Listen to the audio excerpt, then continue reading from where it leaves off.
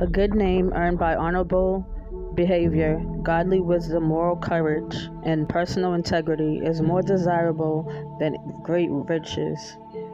And favor is better than silver and gold. The rich and poor have a common bond. The Lord is the maker of them all. A prudent and far-sighted person sees the evil of sin and hides himself from it. But the naive continue on and are punished by suffering the consequences of sin. The reward of humility, that is, having a realistic view of one's importance, and the reverent, worshipful fear of the Lord is riches, honor, and life. Thorns and snares are in the way of the abstinent, for their lack of honor and their wrongdoing traps them. He who guards himself with godly wisdom will be far from them and avoid the consequences from that they suffer. Train up a child in the way he should go, teaching him to seek God's wisdom and grow for his abilities and talents. Even when he is old, he will depart from it. The rules over the poor, and the borrower is servant to the lender. He who sows injustice will reap the harvest of trouble, and the rod of his wrath with which he oppresses others will fail. He who is generous will be blessed, for he gives some of his food to the poor. But the scoffer and contention will go away. Even strife and dishonor will cease. He who loves purity of heart and whose speech is gracious will have the king as his friend. The eyes of the Lord keep guard over knowledge and the one who has it, but he overthrows the words of the treacherous.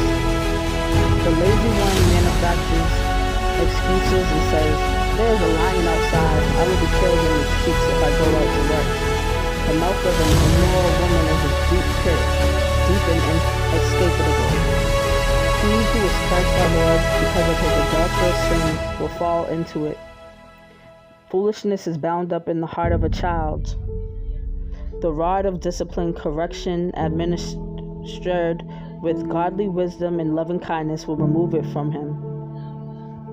He who oppresses or exploits the poor to get more for himself, or who gives to the rich to gain influence and favor, will only come to poverty. Listen carefully and hear the words of the wise, and apply your mind to my knowledge, for it will be pleasant if you keep them in mind, incorporating them as a guiding principle. Let them be ready on your lips to guide and strengthen yourself and others, so that your trust and reliance and confidence may be in the Lord. I have taught these things to you today, even to you have I not written to you excellent things and counsels and knowledge, to let you know the certainty of the words of truth, that you may give a correct answer to him who sends you.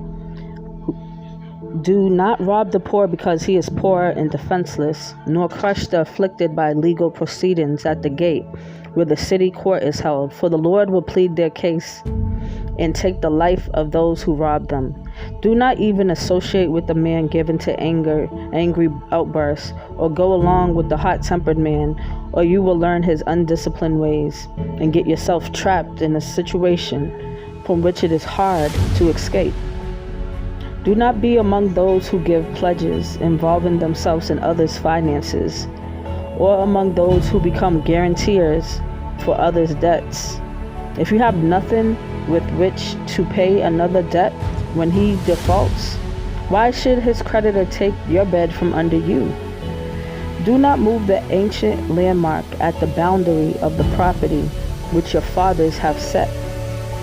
Do not see a man skillful and experienced in his work. He will stand in honor before kings.